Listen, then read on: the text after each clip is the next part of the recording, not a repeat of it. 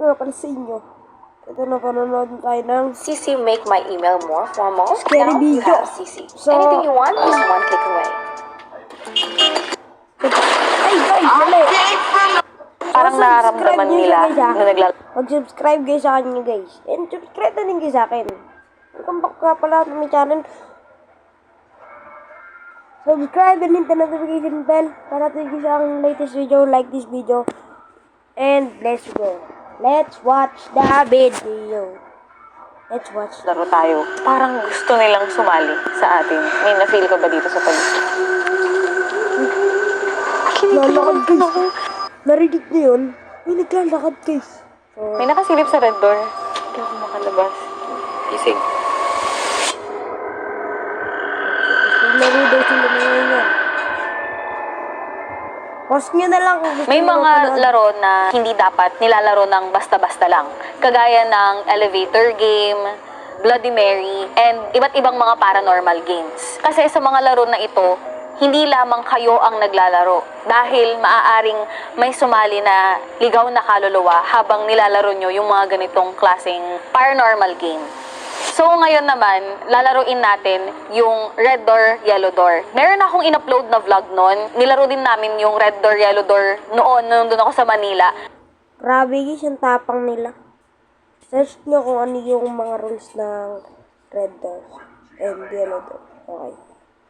Pero this time, lalaruin natin siya habang nasa isang haunted place tayo. Ngayon ay nandito po kami sa isang elementary school dito sa Pangasinan. Alam naman natin na pagdating sa mga elementary school, sa mga paaralan, maraming mga kwentong kababalaghan. So this time, susubukan natin na laruin itong paranormal game habang nandito tayo ngayon. Okay, pa-fast forward ko na guys. Tagal-tagal pa. And yan, kasama natin ngayon. Babala sa mga gustong subukan din itong laro na to. Huwag nyo nang ituloy na laruin kung matatakutin kayo or hindi kayo ready. At saka isa pa, kung gagawin nyo rin tong laro na to, kung lalaruin nyo to, i-make sure nyo na alam nyo yung mga guidelines. Kasi maraming guidelines yun eh. Diba kaya sabi ko sa inyo, i-search nyo muna yung ano bago nyo laruin. Kasi maaring ma-break nyo yung rules, tas hindi na kayo makabalik. Kasi diba, yellow door and red door yan. Mamaya pagpasok mo, di ka na makalabas pupulik eh. So, okay. Game na ulit. Laruin tong laro na to dahil medyo psychological siya na game and yun nga, paranormal game din siya. Ito, nandito sa akin yung list. Nilista ko talaga kasi para hindi ko makalimutan. Nung last time kasi is hindi ko siya na-explain ng maayos. Pero this time is susubukan kong i-explain bago namin laruin. Itong laro na to, Red Door, Yellow Door, ay tinatawag ding Doors of the Mind. So sa laro na ito is para kang mag-astral projection. Pero this time daw is parang mas clear siya. Para kasi siyang game kung saan hinihypnotize nila yung player. Yun yung ginagawa talaga sa game na to. And parang pupunta ka sa mismong subconscious mind mo. And dun mo find out kung ano yung mga deepest, darkest fear mo. Kung takot ka sa multo, takot ka sa dilim, takot ka sa mga ahas, lalabas yun habang nilalaro nyo tong larong to. And kapag malikot yung imagination mo, and yun nga, matatakotin ka, hindi natin sigurado kung ano yung papasok habang ginagawa tong larong to. Grabe guys, nakakatakot. Ang tapang talaga nila guys, no? Naglalaro sila ito sa haunted pa na school. Tapos, lalo pa sila paranormal game. Nabubulil ako sa R. Iba talaga. Meron kasing mga warning habang nilalaro tong game na to. Sa laro na to, kapag meron ka daw na encounter na tao, wag na wag kang makikipag-interact. So, hindi mo dapat kakausapin, hindi mo titignan sa mata, lumayo ka kung meron kang nakitang tao sa laro. Kasi kahit man nasa mind lang natin siya, may mga ligaw na kaluluwa na lolokohin ka, baka yung ka-interact mo is kaluluwa na pala. Kapag sa loob ng pinto or sa loob ng room is maraming clock or orasan, umalis ka na daw agad or gisingin mo yung player. Kasi ang mangyayari doon is matatrap siya sa lugar na yon. And ito yung isa sa pinaka-warning ng game. Kapag may nakita kang itim na tao sa kahit saang pinto, kailangan mo nang gumising. Ang sinasabi nila kapag daw hinarap mo daw yun, yung itim na tao doon sa kwarto, pwede kanyang kunin. Itong laro na to, hindi siya delikado kapag maingat ka. Pero ang difference lang kasi, itong laro na to is gagawin namin sa haunted place. Alam nyo naman, kapag mga ganitong klaseng laro, kadalasan is may sumasama. Malaki yung possibility na may sumama sa atin sa laro. Yun yung part na kinakatakutan ko. Kaya, doble dapat yung ingat natin. At doble rin yung pag-guide mo sa akin. Okay, so start na natin. Start na. Let's go. Red door, yellow door, any other color door. Red door, yellow door, any other color door. Red door, yellow door, any other color door. Red door, yellow door, any other color door. Goldie, anong door yung nakikita mo?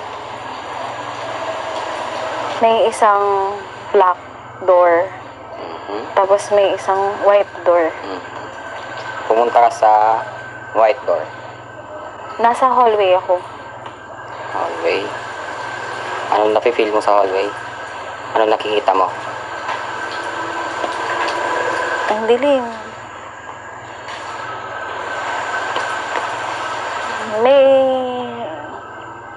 May yellow door. Yellow door. Ano pa? Pumunta ka sa yellow door. Nasa yellow door na ako. Pumasok ka sa yellow door. Nakapasok na ako. Ano nafe-feel mo?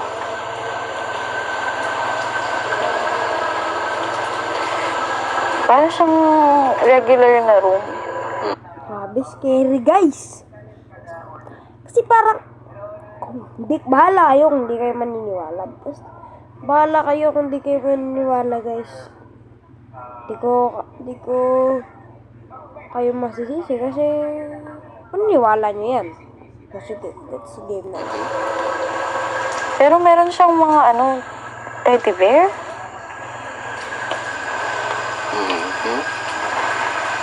May white door. White door. Sige, pasok ka sa white door. Ang dilim, pero natatakot ako. May red door. May red door sa gilid. Tapatan mo nga yung red door. May nakasilip sa red door. Bumubukas yung red door unti-unti. May babae. Huwag mong susundan. Kising. Ang likot ng utak ko. Tangina talaga. Okay guys, nag-relax siya doon. Hindi ko alam kung dahil lang yan sa imagination ko. Kaya kung ano yung nasa utak ko. Red door, yellow door, any other color door. Red door, yellow door, any other color door. Nasa hallway na ako. May nakikita kang door. Isang pinto lang. Para siyang kahoy na pintuan. Pumasok ka sa loob. Ano nafe-feel mo sa loob? Nakita ko na tong room na to. Bakit ganun? Ano nafe-feel mo? Ito pa rin yung door na maraming laruan. Jocko works in an isolated old steel mill. The once bustling factory is now mired in debt. Ito pa rin yung door na maraming laruan. Kinakabahan ako. Gising ka na. Gising na. Oh. Ka kinakabahan. Kasi na-realize ko. Nakakita ko ng classroom, di ba? Nasa school tayo. Oo nga eh. May classroom nakita ko. Ano talaga ang weird talaga ng utak ko. Hindi ko alam kung ano. Last try. Tara. Paulit-ulit yung pinupuntahan ko. May teddy bear. Paulit-ulit yung teddy bear. Paulit-ulit yung classroom na luma. Kulay lang ng dorm. Magkakaiba. Hindi ko alam ba't binabalik-balikan yun ng utak ko. Red door, yellow door, any other color door. Red door, yellow door, any other color door. Red door, yellow door, any other color door. Ano nakikita mo? Nasa hallway ako. Okay. Ang daming pinto. Anong kulay? Puro puti. Oh, puti. Ilang pinto? 6 na pinto. 6. Pumunta ka sa pangalawa. Nakapasok na ako. Ano napipil mo sa loob? Wala, kasi walang laman yung kwarto. Labas na ba ako? Labas ka na. Nasa hallway ulit ako. Pumunta ka sa unang pinto. Nasa classroom ulit ako. Ano napipil mo sa classroom na yan? Nawiwirduhan. Walang bintana. Yung bintana. May tao sa harapan. Lumabas ka na. Para siyang teacher. Lumabas ka na. Lakad-lakad ka sa hallway. Pumunta ka sa ika-4. Madaming upuan.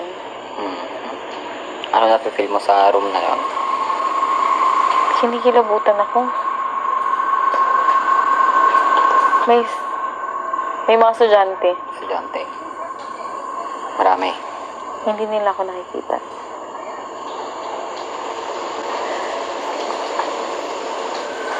Nakatingin sila sa akin.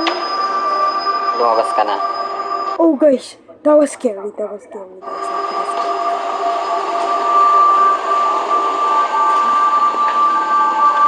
That was creepy. Nakalabas ka na. Hindi ako makalabas. Gising. Gising.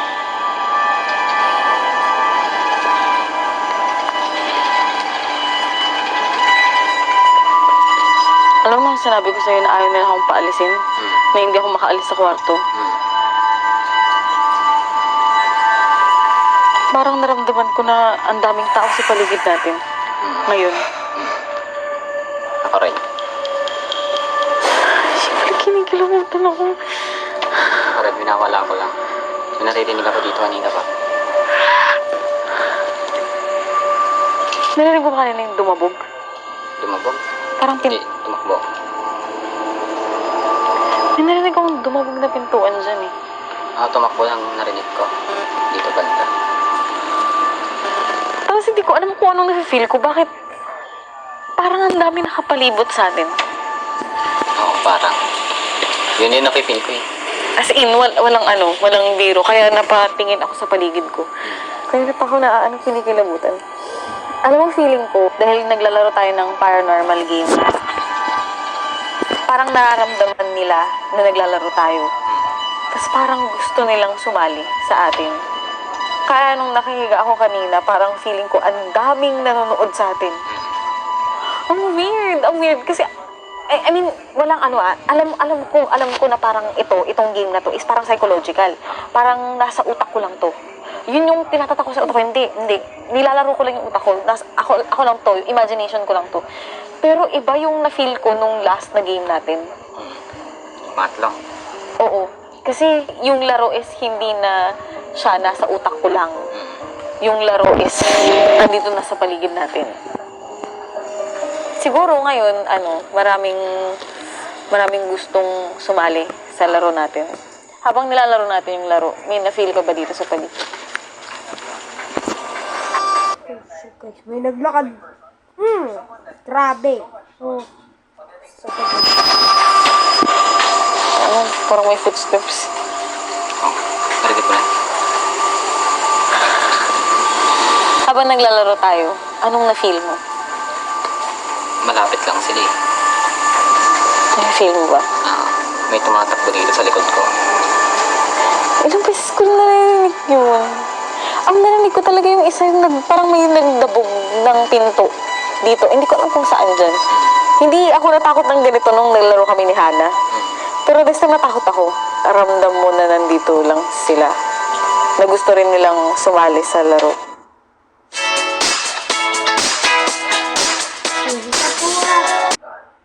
So hello guys, I'm back. Ngayon ka dito. Tapusin ng video. Hit the like button and subscribe and hit the notification para update sa aking mga latest video. Bye-bye! See you on my next video.